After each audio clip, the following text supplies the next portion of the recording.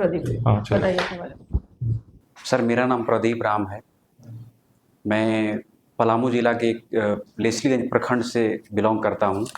मैंने हिस्ट्री में नीलांबर पीतांबर यूनिवर्सिटी पलामू से ही एमए किया है और पिछले 2 बार मैंने इंटरव्यू दिया है। और मेरी जो हॉबी है वो सिंगिंग, गज़ल। अब जेएएस के लिए यस क्यों आना चाहते हैं administrative sir? Pradeep Ram. Ma'am, JAS इसलिए मैंने प्राथमिकता दी है क्योंकि जब मैं वीडियो या सीईओ बनूंगा तो कार्य करने की ब्रॉड मतलब उसका एरिया जो है विस्तृत है मैम, और लोगों के साथ कनेक्ट होने का डायरेक्ट जो है मौका मिलता है और कार्य करने से लोगों के मिलने से थोड़ा संतुष्टि भी होता है, और जो भी सरकार की जो स्कीम्स होती हैं वो सब को हम इम्प्लीमेंट कर पाते हैं लोगों के साथ जुड़ करके, तो इसलिए मैंने उसको प्राथमिकता दी है मैम। आपने कहा कि 2 बार इंटरव्यू दिए। Yes ma'am. तो आपके अनुसार कहाँ पर चूक रह गया? मैम 5th जेपीएससी में मेरा मेंस में ही कम मार्क्स था, और 6th में मैम सेकेंड जब रिवाइज रिजल्ट आया था उसमें मुझे एजुकेशन सर्विस मिला था, लेकिन सुप्रीम कोर्ट में अंततः हम लोग केस को हार गए थे, तो ड्यू टू दिस रीजन हम सेलेक्ट नहीं हो पाए थे। अच्छा। Yes ma'am. Pradeep ji, history से आपने पोस्ट ग्रेजुएशन किया है ना? Yes sir. तो बांग्लादेश की आज़ादी में भारत का क्या रोल था? सर 1971 में जब बांग्लादेश में वहाँ की जो आगामी अवामी लीग जो पार्टी थी मुजीबुर रहमान के नेतृत्व में, उनको जब मेजोरिटी मिली थी, तो जो इधर अभी जो वर्तमान के जो पाकिस्तान है वो दोनों के बीच में थोड़ा कॉन्फ्लिक्ट था, तो इस वजह से भारत जो है अपना यहाँ से एक सेना भेजी, इंदिरा गांधी, श्रीमती इंदिरा गांधी जी के नेतृत्व में भेजा गया था सेना। सर थोड़ा मैं नाम भूल रहा हूँ अभी सर। तो बांग्लादेश को अलग करने में भारत के योगदान था सर। अच्छा, नाम के बारे में आपने जानते हैं, non alignment movement? Yes sir. तो आज के ज़माने में उसकी क्या इंपॉर्टेंस है कंटेम्प्रेरी टाइम्स में? Sorry sir. Okay, don't know. So आप किस डिस्ट्रिक्ट से? पलामू से है? Yes sir. है ना? तो पलामू की 2 सबसे बड़ी समस्याएं बताइए अभी आप। पहला तो सर सूखा हमेशा पड़ता है सर, और दूसरा पलायन की स्थिति है। पलायन की स्थिति? यस। नक्सलवाद की? हाँ, नक्सलवाद भी है सर, लेकिन कम हुआ है पहले के कंपेयर। पहले के मामले कम हुआ है। तो जो सुखाड़ की जो स्थिति है, तो उसके लिए आप कैसे टेक्नोलॉजी को कैसे यूज कर सकते हैं? मानसून में बहुत हद तक निर्भर है। Yes sir, yes sir. तो उसमें टेक्नोलॉजी का कैसे यूज किया जाए कि मतलब इस पर डिपेंडेंसी, थोड़ा निर्भरता कम हो? टेक्नोलॉजी का सर अभी जैसे सरकार की भी योजनाएं हैं सर, पंप सेट, एक सोलर पंप सेट है सर, तो उसके माध्यम से भी किसानों को दी जा सकती है, क्योंकि मानसून पे तो हम कंट्रोल नहीं कर सकते हैं, और वृष्टि छाया क्षेत्र में मानसून पलामू पड़ता है, तो इस वजह से तो पंप सेट के माध्यम से सर, और बिजली के व्यवस्था करके मतलब कर सकते हैं वहाँ। ठीक है। और अभी सर जैसे मंडल डैम जो है उत्तरी कोयल नदी पे, तो मंडल डैम के माध्यम से भी जो है सिंचाई की व्यवस्था किया जा सकता है पलामू प्रमंडल में। तो झारखंड सरकार की 2 योजनाएं बताइए कृषि से संबंधित। सर किसान सिंचाई योजना है, और एक किसान, सॉरी सर मैं थोड़ा, एक बिरसा हरित ग्राम योजना आजकल बहुत सुर्खियों में, मतलब बहुत अच्छा, वो क्या है ये? Sorry sir. ओके, आपको पता नहीं, ठीक है। तो ये बताइए कि अभी जैसे कि आर्थिक जैसे विकास जैसे से हो रहा है, तो जैसे पर्यावरण का विनाश भी होते जा रहा है साथ साथ, कैसे बैलेंस किया जाए इस चीज़ को? अगर आप कल के डेट में सेल्स से ज्वाइन करते हैं, आपको अगर कुछ पॉलिसी मतलब इम्प्लीमेंट कर मतलब बनाना हो, फ्रेम करना, तो आप कैसे दोनों को बैलेंस रखेंगे?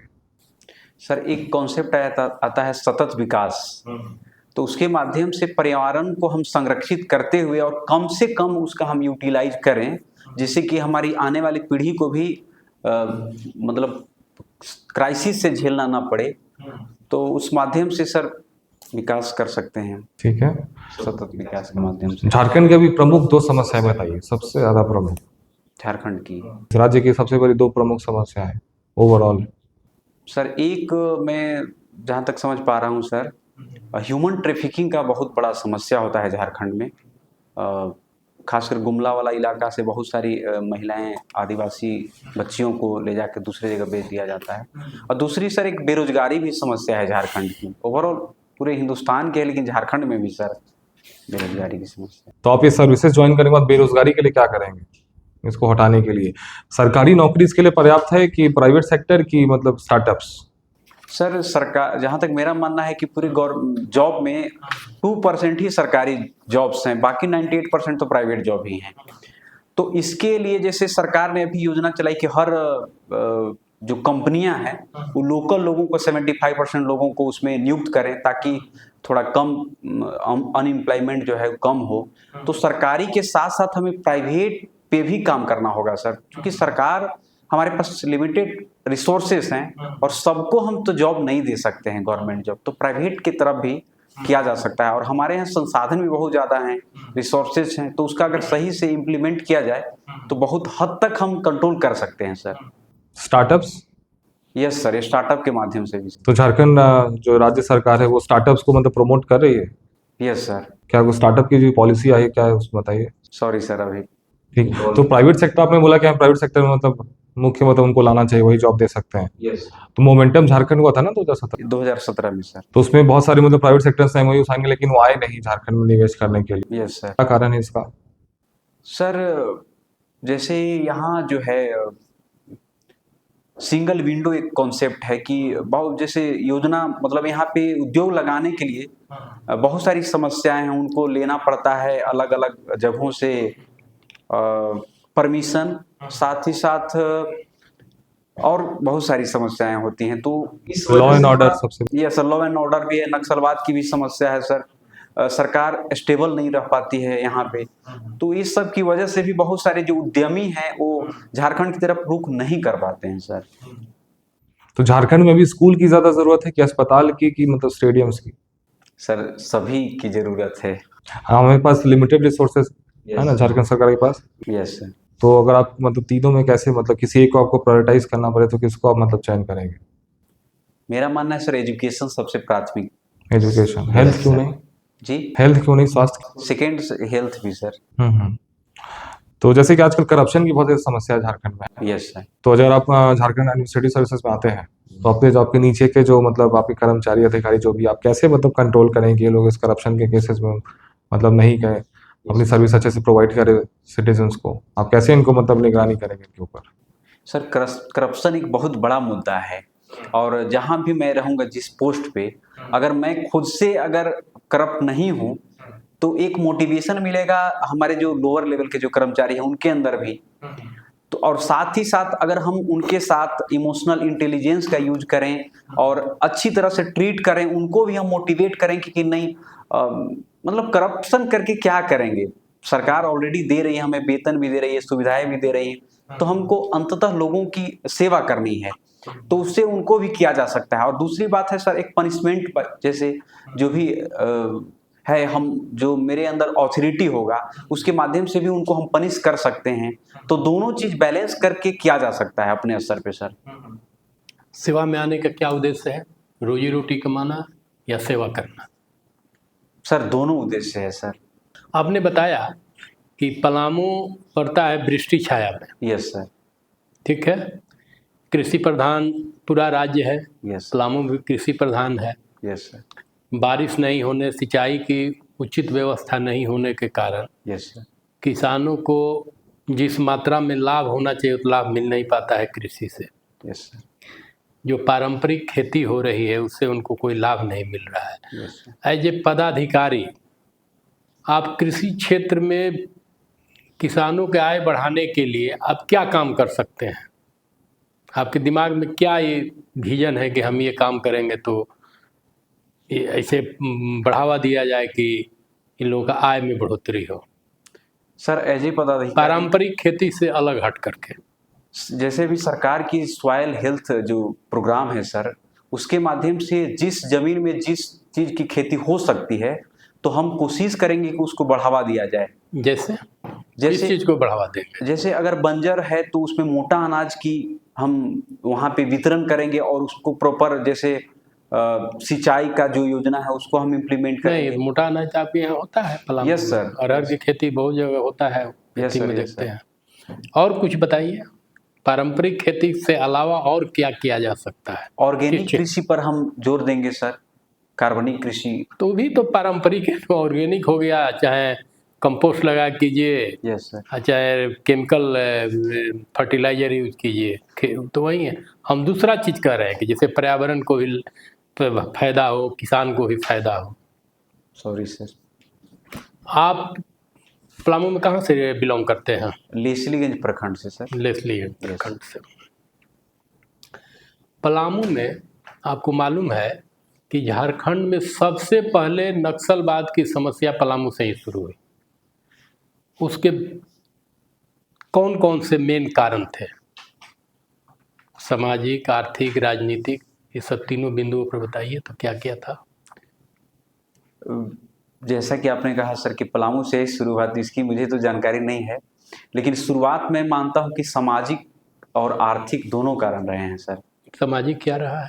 सामाजिक कारण रहे हैं सर, जैसे जमींदारी जो व्यवस्था है अभी भी गाँव में, भले कागज पे तो खत्म हो गया है, लेकिन अभी भी सामंतवादी एक सोच है जिसकी वजह से समाज के शोषित वर्गों का शोषण किया जाता है, तो वो भी एक कारण रहा है सर। और आर्थिक कारण तो सर रहा ही है। आर्थिक कारण कैसे रहा है? नक्सल बन जाइएगा तो आपका आर्थिक स्थिति कैसे सुधर जाएगा? नहीं सर, बहुत सारे ऐसा लोगों का मानना है कि उसमें लोग जाते हैं तो लेवी वसूलते हैं अपना, आर्थिक ये भी एक रीजन हो सकता है सर। जैसे बहुत सारे युवा हैं जो थोड़ा भटक जाते हैं, उनको मिसगाइड कर दिया जाता है, तो इस वजह से भी बहुत सारे यूथ चले जाते हैं उस वजह से सर। आज के डेट में नक्सल की समस्या बहुत कम हो गई है। Yes sir. लेकिन ये समस्या बिल्कुल ही ख़त्म हो जाए, एज ए पदाधिकारी आपके दिमाग में क्या योजना है कि हम इसको इम्प्लीमेंट करेंगे नक्सलवाद को ख़त्म करने के लिए? सर, सरकार की भी योजनाएं हैं, झारखंड सरकार की, कि जो लोग नक्सल से मुख्य धारा में आ रहे हैं छोड़ करके, तो उनके लिए भी, उनके बच्चों के लिए, प्लस उनके घर का प्रोत्साहन के लिए, बच्चों वो तो सरकार की योजना है। आप पर्सनल चीज़ बताइए अपना, कोई नया चीज़। मैं कोशिश करूंगा सर लोगों के साथ मतलब जुड़ाव करके उनको समझाया जाए कि इसमें कोई फ़ायदा नहीं है और सरकार की बहुत सारी योजनाएं हैं, उसमें आप आएँ ताकि आपका सर्वांगीण विकास हो। आपने पोस्ट ग्रेजुएशन किया है ना? Yes sir. आपने बहुत 2010 में किया। अभी क्या कर रहे हैं आप? सर अभी तो कुछ करता नहीं हूँ सर, बस ट्यूशन वगैरह पढ़ाता हूँ। कहाँ पर? Home tuition sir. Home tuition? Yes sir. कौन सा सब्जेक्ट का देते हैं होम ट्यूशन? कितने, कौन से बच्चों को पढ़ाते हैं आप? स्कूल के बच्चों को। स्कूल को बच्चों को पढ़ाते हैं। अच्छा, सारा सब्जेक्ट्स, सारा। Yes ma'am.